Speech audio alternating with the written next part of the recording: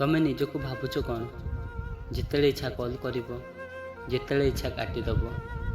ଆଉ ଯଦି ମୁଁ ଫୋନ୍ କଲେ କ'ଣ କହୁଛ ନା, ମୋର କାମ ଅଛି, ମୁଁ କଥା ହେଇପାରିବିନି। କାହିଁକି ଏମିତି କୁହ? ଆଗରୁ ତ ସେମିତି କହୁନଥିଲ। ଆଗରୁ ଟିକେ ନ କଥା ହେଲେ ରହିପାରୁନଥିଲ। ଏବେ ମୁଁ ଯଦି କଲ୍ କରେ ତମେ ରାଗି ଯାଉଛ, କଥା ବି ହେଉନ। ଏମିତି କାହିଁକି କହୁଛ ମୁଁ ବି ଜାଣିନି।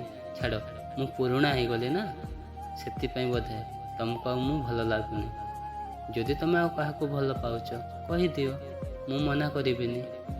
ଯେତେବେଳେ ତମକୁ କେହି ଭଲ ପାଉନଥିଲେ ନା, କେହି ପଚାରୁନଥିଲେ, ସେତେବେଳେ ମୁଁ ହିଁ ତମ ସହିତ କଥା ହେଉଥିଲି, ଆଉ କେହି ନୁହଁ।